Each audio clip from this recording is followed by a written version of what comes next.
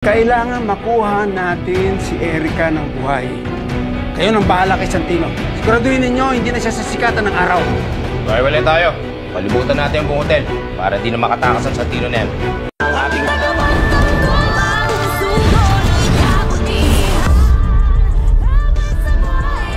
Hahantingin namin si Santino at papawiin namin ang anak ninyo. Pag nagawa niyo yan, ibigay ko sa iyo ang pinangako ko. Triple. Nagpunta ka sa mga Guerrero, ganun ba? Lumabas na ang pagkaahas ni Marites. Ano ang napagkasunduan ninyo, Gustavo? Pamilya ko rin si Marites at si Matilde. Simula ngayon, walang gagalaw kay Tanggol. Wala nang dugong dadanak sa pamilyang ito. At naniwala ka naman? Or is that just your excuse to keep those papers? Hindi ako papayag na mapunta sa isang hampas lupang katulad mo. Ang kayamanan na pinaghirapan ng mama. Hanapin ninyo si Matilde, Asuncion, para makita yung babayang matagal ko nang hinahanap. Dukutin niyo si Matilde at patayin niyo kung sino man nakakadlang sa inyo. Kahit sino pa sila. Kami nga po nahihiya sa inyo dahil nakituloy kami dito eh. Pasensya na po kayo. O Mayor, wala po yun. Sino pa bang magtutulungan kundi tayo rin? Lalo na sa mga Guerrero kaya, napakasama nila. Tama. Pinatay nila ang pamilya ko para lang itago sa mga tao ang kasamaan nila. Huwag kayong mag-alala. Bilang na ang araw ng mga Guerrero. Malapit na silang mapatalsik sa pwesto nila. Marites. Mali ang pinagsisiksikan mo ang sarili mo sa mga Guerrero. Mali! Ramon, hindi ko pinagsisiksikan ang sarili ko. Gumagawa ako ng paraan para matigil lang lahat ng batayan. Kahit ano pa ang sinabi at salita ng Gustavo na yan, hindi mo ito mapapangawakan. Pero kailangan ko pa rin subukan. Yun lang ang paraan na alam ko. Hindi mo na matitingilan ang gulo na mamagitan sa mga Montenegro at mga Guerrero kahit anong gawin mo. Ramon, alam ko naman na wala akong boses dito eh. Pero wala na akong pakialam doon. Ang gusto ko lang marinig niyo kung anong gusto kong sabihin. Malaman niyo ang dasal ko. Alam ko sa puso ko na ginawa ko ng paraan. Yun lang. Ito, alamin mo, magkakaroon lang ng kapayapaan sa gerang ito kapag sumuko sa amin ang mga Guerrero. Yun lang! Hindi mo ba kaya magpakumbaba para sa anak natin? Ramon, para siguraduhin ang kaligtasan ni Tanggol, hindi mo ba kaya gawin yun? Ano gusto mong gawin ko? Baliwalain na lang ang lahat ng pinaghirapan ng pamilya ko? Ganun ba? Pinatay ko lahat ng mga kumalaban sa amin para marating namin ang kinalalagyan ng mga Montenegro.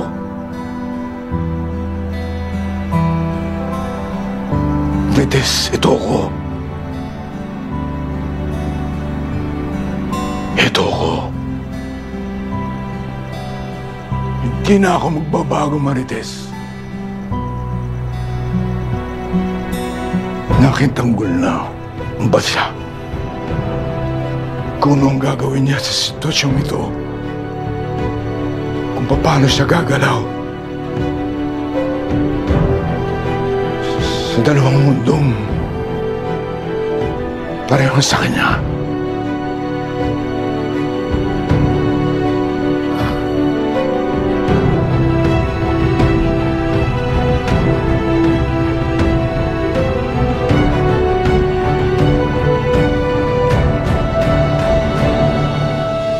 Walang karapatan ng babaeng yan sa ari-arian ng mga Guerrero.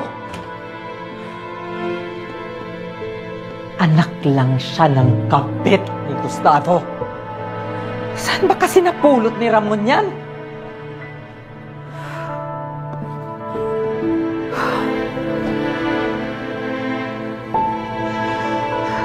Anak, desisyon ni Gustavo ang ibalik ang mga titulo dyan kay Marites.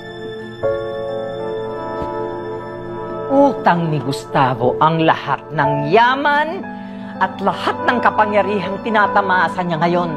Utang niya sa mama. Kaya kahit ni Singkonduling, walang dapat mapunta dyan sa Marites na yan. Wala tayong magagawa. Hindi ka ba kontento sa kayamanang mamanahin mo sa akin? That's not the point, Papa. lahat ng yaman at kapangyarihan ng mga gerero napunta sa kanila dahil sa pagsisikap at paghihirap ng mama. Kaya dapat sa akin lahat yan, hindi sa Marites na yan. Lalo na ngayon, nasa kalagitnaan tayo ng gyera. Kailangan ko yan para sa seguridad ko.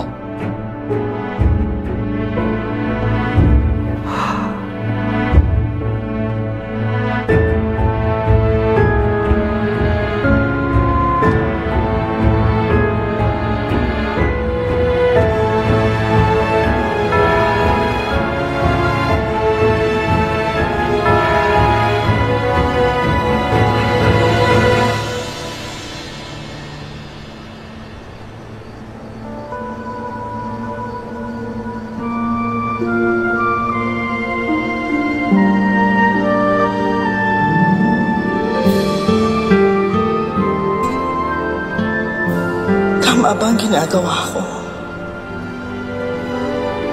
Wala naman akong pinapanigan sa kanila. Ang gusto ko lang matapos na ang lahat ng kaguluhan. Diyos ko, tulungan niyo ako. Hinihingi ko po sa inyo ang sagot sa mga problema ko. Ayokong mawala sa akin si Ramonos Tanggol. Pero hindi ko rin po maikakailangan pagiging gerero ko. Anong dapat kong gawin? Maybe we can crash dun sa rest house niyo for a while? Sorry, nandito na si Mom and Dad eh. Hindi pwede. Yeah, sorry. Okay, no worries. Thank you, bye. Bye.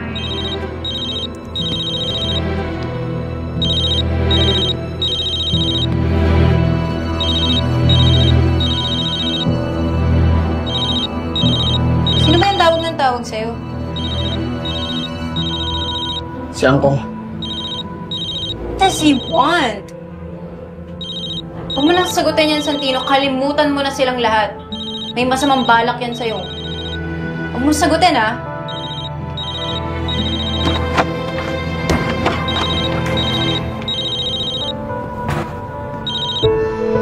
Sumagot ka, Santino!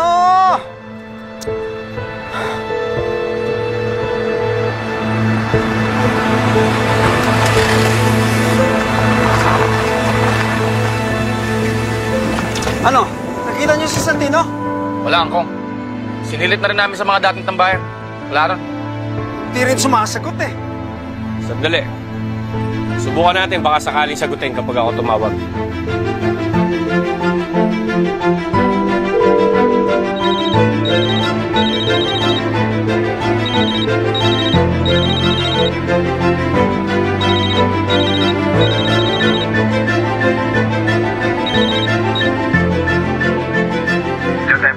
Santino!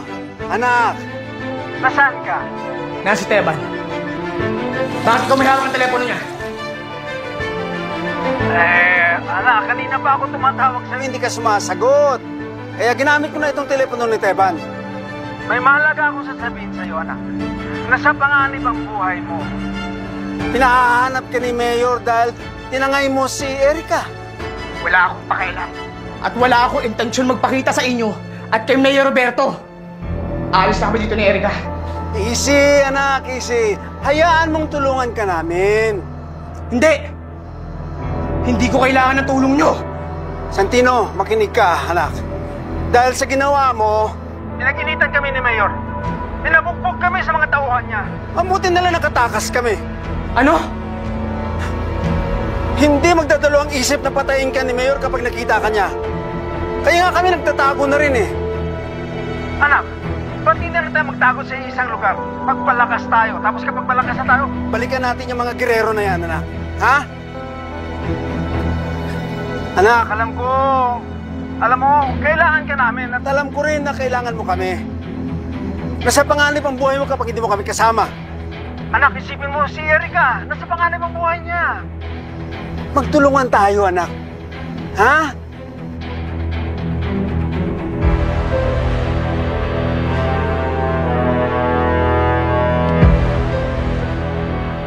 Sige Sige po, Ambong Lucio. Andito po kami sa Montales Starlight. Sa may Aldalama Street. Dito po tayo magkita. Ayun! O sige anak, huwag kang umalis dyan ha. Papunta na kami.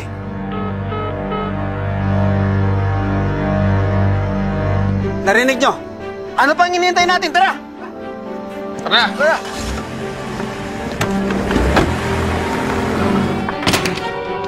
Bakit mo sinagot? Di ba sabi ko huwag mong sagutin? Erika, sinaktan sila ng tatay mo. Tsaka kailangan natin ng proteksyon. Kailangan natin sila. Do you even know kung anong ginawa nila sa akin nung iniwan mo ako doon, ha, Santino? Nung umalis ka, hinostage ako niya nila angkong, tapos pinatubos ako kay Pa. O, tapos anong ginawa niyang angkong mo? Nakipagkasundo kay Pa para maging tauhan sila. Sure ako ngayon, inutusan niyan sila para may gawing masama sa'yo. Sasagutin mo...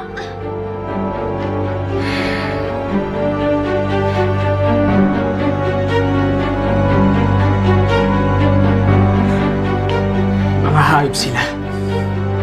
Pinagkatiwalaan ko sila. Ginawa ko lahat para sa kanila. Tapos ganito lang susukli nila sa akin.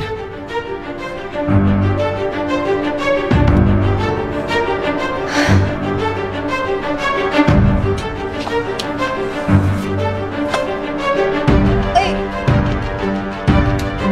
Saan ka pupunta? Sasalubungin ko pagdating nila. Kailangan ko makuha sa Uncle Lucio.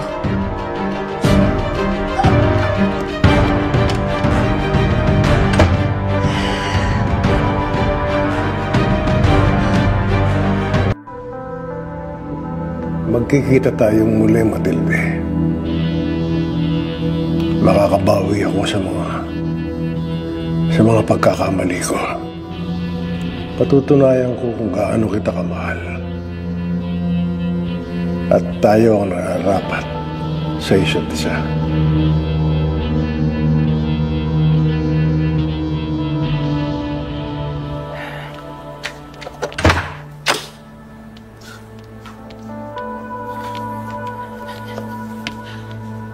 Carmen, tutulong na ako sa'yo. Ayan, himayin mo yung kangkong. Talaga bang apo mo si Tanggol? Oo, Carmen. Alam mo, mahusay siyang politiko. Bira yung ganun eh. Yung siya alam niya talaga kung ano ang kailangan ng Maynila. Maayos ang pagpapalaki mo sa kanya. Boboto ko yan.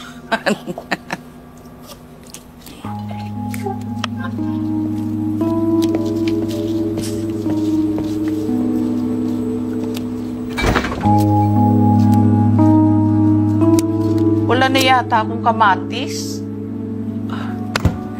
Bibili ako ng kamatis sa labas, ha? Yung kangkong lang ang pakialaman mo, ha? Yung iba, wag na. Baka mabago ang lasa. Naintindihan mo? Oo, Carmen.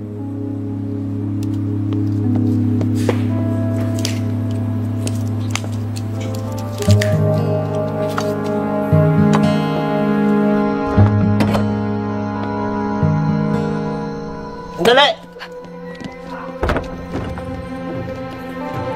Huwag niyo akong saktan. Huwag po. Basta't sumunod ka lang sa amin at makakalabas ka dito ng buhay. Ano? Please. Bisa mo. Tinding! Tinding! Carmen? Tinding, lumabas ka rito. Ang bilis mo yatang nakabalik. Lumabas ka, tulungan mo ako. Tinding, dali. Carmen, pumasok ka dito. Delikado siya sa labas. Sige! Sa kwarto, bilisan mo!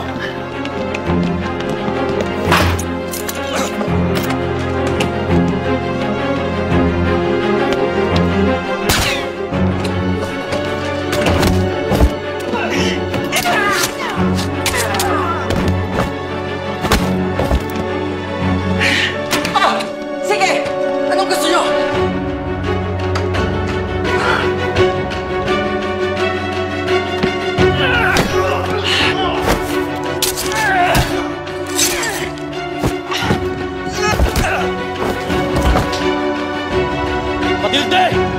Huwag ka nang pumalag.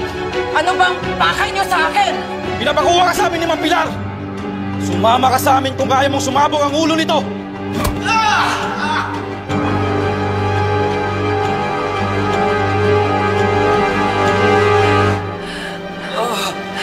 Sasama ako sa inyo! Sige! Kunin siya! Huwag niyo siyang saktan!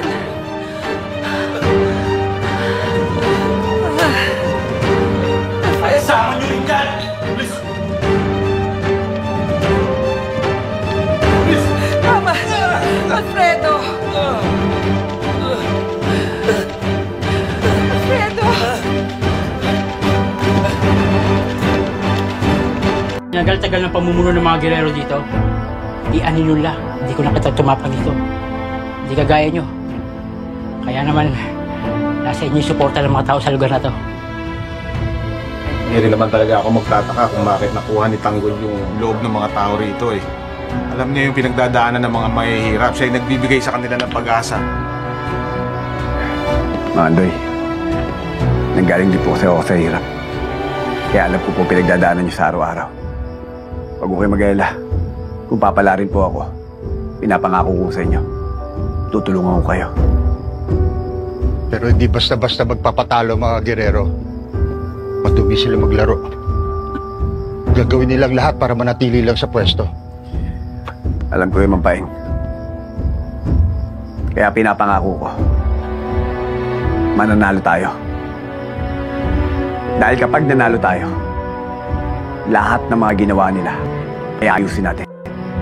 Magtutulong tayo para magkaroon ng pagbabago sa Maynila.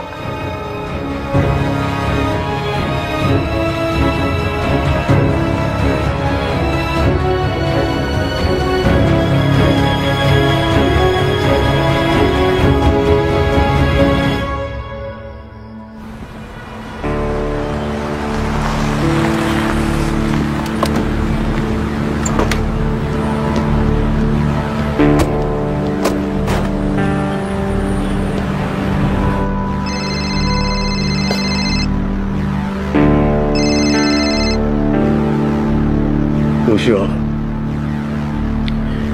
alam mo na ako nasan si Erika? Andito na kami, Mayor, kung nasaan si Erika. Balik mo sa akin ang anak ko na ligtas. Of course, Mayor. Of course.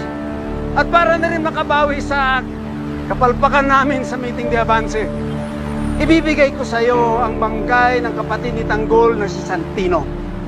Gawin mo yan ang tama. Ibibigay ko sa iyo ang pera mo. Sige, Mayor.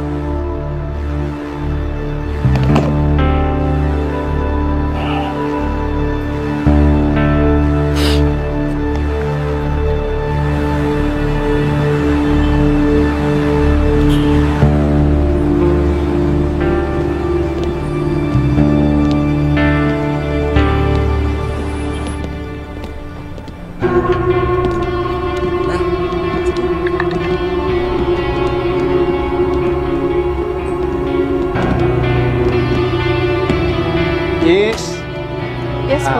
Tatanong lang sana, meron bang nag-check-in dito mga bata pa, isang lalaki at isang babae? Yung babae, payat, nagsi ang buhok, ganda. Yung lalaki, magkasintaas lang sila. Nagsi rin ang buhok, pogi rin, moreno.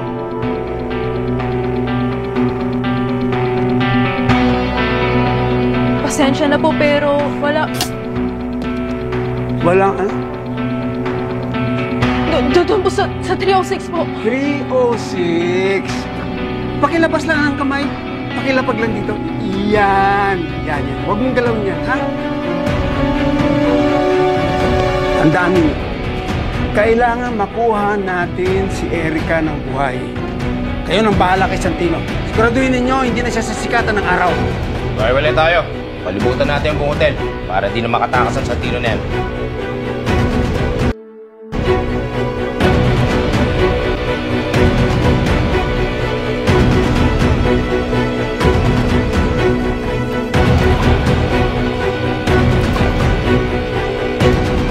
Hindi ko na alam kung sino gusto magpapatay sa akin. Kung ang mga Guerrero ba?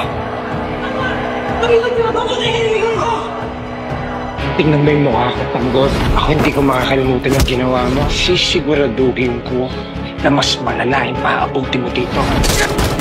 Pagpatay ka ni Miguelito! At inutusan niyo ako para patayin ka! O ang kapatid kong si Santino. Kung pakikinggan ko ang lahat ng sinasabi nila, hindi kaya hawak nila ang kapatid ko. At ginagamit nila ito laban sa akin. Kinakailangan ko mailigtas ang kapatid ko. Ayoko mangyari sa kanyang nangyari kay David. Hindi ko nakakayanin kung mawawalan pa ako ng isang kapatid. Gagawin ko ang lahat para mailigtas ko si Santino.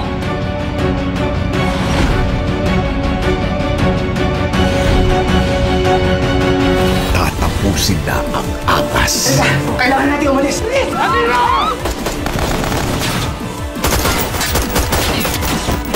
Nasaan si Santino? Alp ka! Bitawan mo siya! Ikaw ang tatapos mo ngayon. Pagbabayaran mo lahat ng kademonong ginawa mo! Patak mo!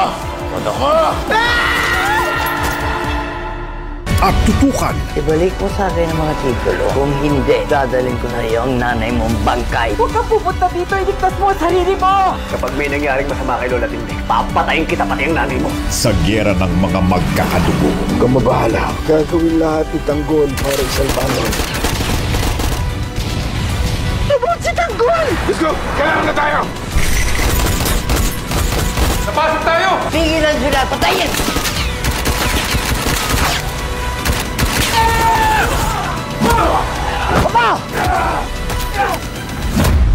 Kaninong angkan Mama! Ma! ang malalagasan? Ang lakas na lang sumuko dito! Papatayin namin kayo! Huwag ka malako! What sa mga suki, kung umabot po kayo sa bidyong ito, ay huwag po natin kalimutan mag-subscribe. Enjoy watching Batang Quiapo! Iwan po ng bakas, masalam.